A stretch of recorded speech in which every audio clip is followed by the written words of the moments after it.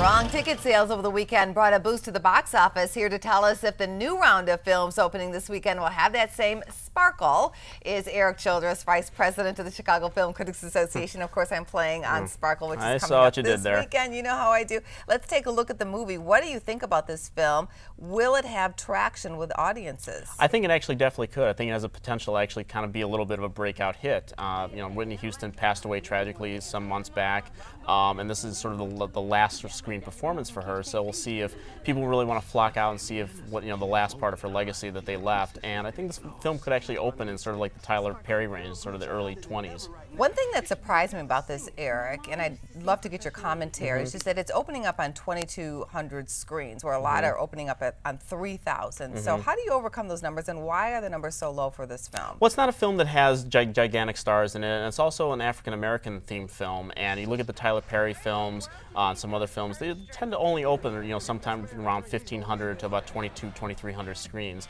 There's not going to be as big of a draw as, say, The Expendables or the family film Paranorman that's opening this weekend, but I think that people will flock out to see it. I think it's going to be a surprise this weekend. So there is some bias actually happening there with film studios. Can be. Well, the theaters that book it don't always feel that they're getting the best attendance sometimes with African American themed films, or just even specialty film themed films, women, children, whatever. And then you get something big that comes out and they blow Look at The it. Help last year. The Help definitely was on my mind. Okay, let's take a look at The Odd Life of Timothy Green. You screened this. What are your thoughts? That's a very confused family film. I think it's more for expectant parents more than for children. I think kids will have a better time at Paranorman this weekend. You didn't love that one. Let's take a look at what happened at the box office. The Bourne Legacy coming in at $38 million, The Campaign at $26 million, Dark Knight Rises $18 million, Hope Springs at $14 million, and Total Recall at $8 million.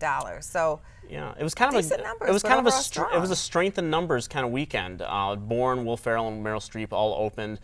In the last decade, it's sort of movies that have opened in August, sort of 3 or more. Normally you get they spread out the box office between these movies, but you had a film for an action film, a comedy, and a film for women and adults. So it was spread out and did very well. But individually, the numbers were a little low. The Bourne Legacy did not do as well as the last few with Damon, which was to be expected.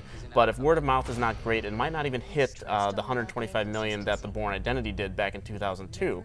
The Will Ferrell movies might not hit $100 million, but it's still going to do okay. And the Meryl Streep film, not huge numbers, kind of right in the range that she's used to, but I think it's going to have legs and probably could do about 75, 80 million. I saw it. What do you think? I thought it was pretty good. I think married couples especially, will enjoy it. It's a little heavy, but of course she's awesome in it. Yeah, well, that's to be expected, and we talked about last week how Meryl Streep's films have had legs, especially in the late summer season. So I think this film is going to hang on for a while. For once, I screened something ahead of you. That's right. That's a change. Good to have you on the show today. That's Erik Childress, Vice President of the Chicago Film Critics Association. Thanks, Thank you. Erik.